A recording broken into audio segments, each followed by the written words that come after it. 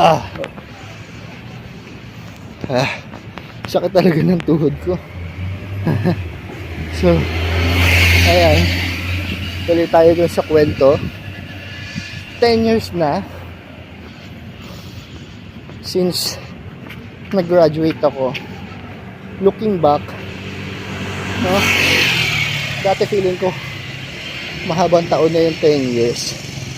Though, mahabang taon naman talaga yung 10 years. Pero, kala ko ganun lang kadali yung buhay. For that 10 years, malaki na yung improvement ng buhay mo. No? There are times talaga na darating ka sa point na, ibang ginawa ko sa buhay ko for that 10 years. Diba? Parang bakit andito pa rin ako, ganyan. Pero,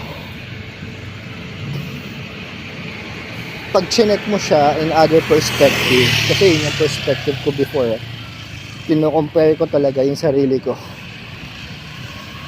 sa other people.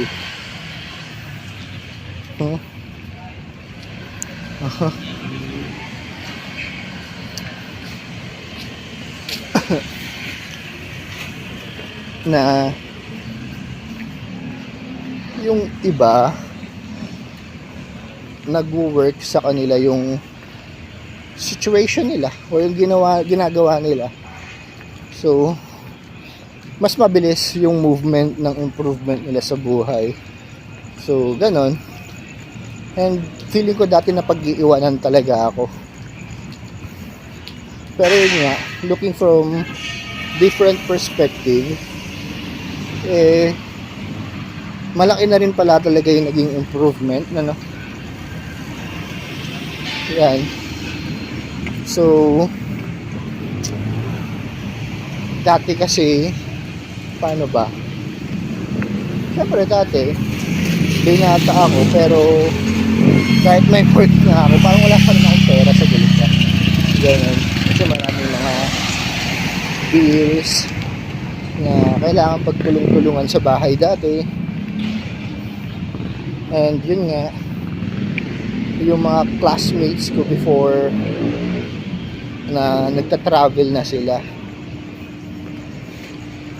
sa iba't ibang lugar, iba't ibang bansa din, na may mga ini-invite ako pero hindi ako makasama kasi financially medyo kulang talaga.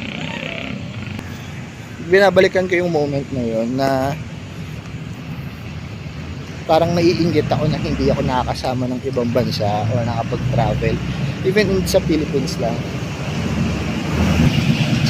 Pero may ibang reason pala si God kung bakit hindi ako nakasama doon. Syempre may mga other priorities ako. Iba yung priority ko, syempre yung family ko, no? Pero hindi sa akin pinagkait ni Lord, di ba? Ang galing eh, na I can, tulad niya to,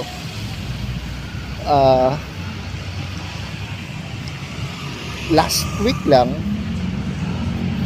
nagkaroon kami ng company trip sa Taiwan, and then last year is pinapunta ako ng Thailand for a week for training purpose naman siya, pero ibang bansa pa rin yun, diba? And na-enjoy ko yung Thailand kahit pa paano. May time naman na nakapag-leisure kami. And then 2023 yung first trip abroad ko, sa Dubai naman ako pinapunta. Isinama ako ng company namin to be part of the delegate and to join yung isang event sa Dubai. That's for 10 days naman. So ganun siya kahaba. And what's amazing about it kasi wala akong ginastos, diba? Sagot ng company, yung transportation, yung hotel, may pocket money from the company, diba? Kumbaga kung gumastos man ako, very minimal na lang compared kung ako yung gagastos to go out of the country. Diba? Tatlong taon yung nakalipas until now, is 3 country. So every year nakakapunta ako ng ibang bansa nang wala akong ginagalaw sa savings ko, o hindi ko na siya pinag-ipunan, and then sagot pa yung hotel and everything expenses. Syempre maliban lang sa pagbibili ka ng pasalubong or something na personal mo, ganyan. So pero di ba, saan ka makakahanap ng ganun? So parang na-amaze lang ako kasi yung dating gusto kong gawin nung binata ako na hindi ko nagawa is pina-experience sa akin ni Lord. Diba? And it's very amazing to think about it. Sinagot ni Lord lahat talaga. It's a blessing from Jesus talaga, from the Lord, na ganun yung ginawa niya.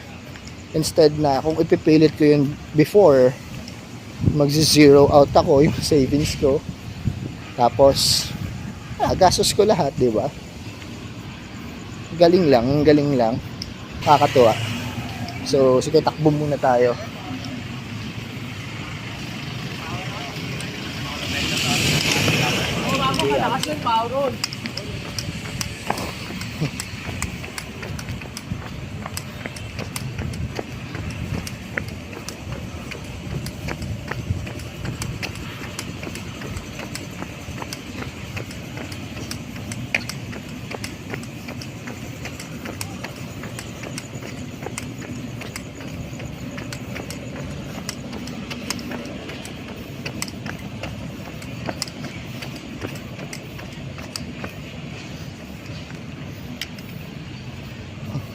Masakit talaga.